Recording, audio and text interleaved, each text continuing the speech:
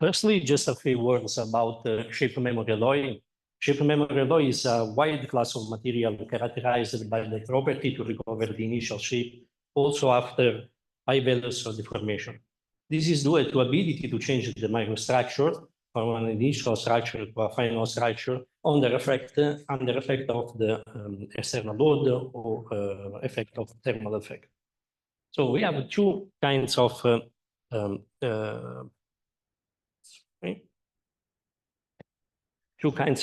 effect. The first one is the traditional shape memory alloy, which need the heating to recover the initial shape, because the recovery of the structure for the martensite to twin and martensite take place if the temperature is greater than the critical one.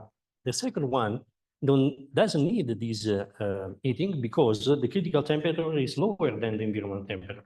The second one is named as shape memory alloy with the pseudoelastic effect.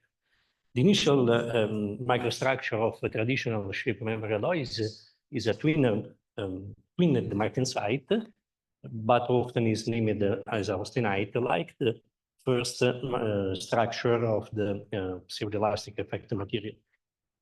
The behavior in terms of stress strain curve is often schematized as this in three different stages. This is the reversible stages.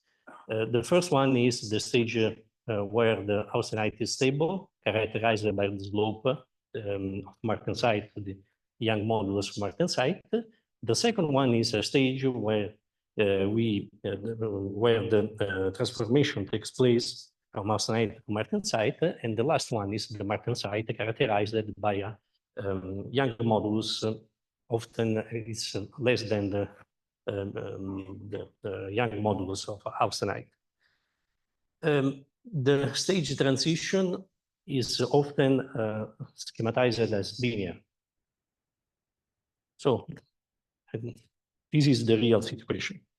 You can see that the first one is quite linear, is not very linear, the plateau, the second stage, and then we have the stage of the martensite, like this. In this work, we analyze three points. Which is the microstructural evolution, the real microstructural evolution, the influence of the microstructure on the mechanical side of behavior. This is limited only on pseudoelastic material. And the last one, the influence of thermomechanical treatments on tensile behavior. A few words about the preparation of our material is made in the vacuum furnace. This is the as cast sample, then was machining. This is microstructure, and this is the chemical composition of the quasi-equiatomic material. We performed the diffraction analysis in order to discover the real microstructure using a mini tensile specimen, and the tensile tests were performed on the wire with the same material. So this is the first results. We performed the cycle, loading and unloading test, stopping the test at this deformation loading condition and this one in a loading condition, in order to perform step by step the analysis of the real microstructure. This is the spectrum of the undeformed material. You can see the first peak is this. And analyzing the microstructure, we can see that the microstructure is typical of the austenite, characterized by the cubic cell. At time perfect of deformation, we can see that the spectrum is different. Analyzing the structure, it's on a clinic one. In this case, the microstructure is the twin in the martensite. This is the representation of one twin and martensite, but the difference is just the position of the atoms in one direction. So This is a test, a comparison of a spectrum in undeformed deformation in blue, then in red at 10% of deformation. Yeah. In green, after the recovering of the shape, we have the same peak of undeformed condition. The maximum values of the peak is lower. This is due to the accumulation defect after the first cycle.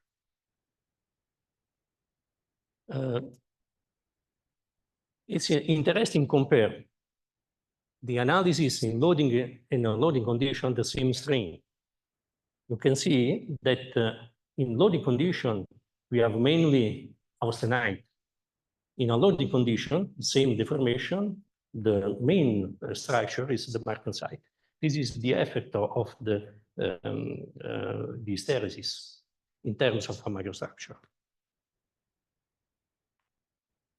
In order to calculate and predict the evolution of a macrostructure, we postulated the presence of energy-like potential, which depends on the deformation on the volume fraction of austenite and the martensite. In differential form, this is due to the contribution of linear behavior of the due to the deformation, the epsilon, plus a contribution of the variation of the austenite referred to the old austenite. And in this way, we can consider the contribution of the martensite. The minus sign depends on the transformation because austenite transforms in martensite and vice versa. If the difference, if we change the austenite, decrease the austenite, we have an increasing of martensite. At the equilibrium, the differential must be 0. And after integrating the formula, solving in terms of martensite, we have a formula which allows us to calculate the martensite during deformation. Same way, we can calculate the quantity of austenite. This is the results of experimental model compared to the model compared to experimental data. We have a good agreement in loading and unloading conditions. And the parameters C and D of the model are this. C is always 1. D changes, depends on the loading or unloading condition. It means that D is a parameter that takes into account the hysteresis. Performing the same analysis in cycling tests, you can see that the parameter D are always the same, but the parameter C changes from 1 to 0.8. This is the representation of C parameter in a double logarithmic graph. It means that C takes into account the fatigue. It's not a mechanical fatigue, it's a macrostructural fatigue of transformation. Here we analyzed the real cell in the transformation stage, second stage. This is the crystal lattice dimension in undeformed condition. This is the cell parameter of the austenite during the transformation.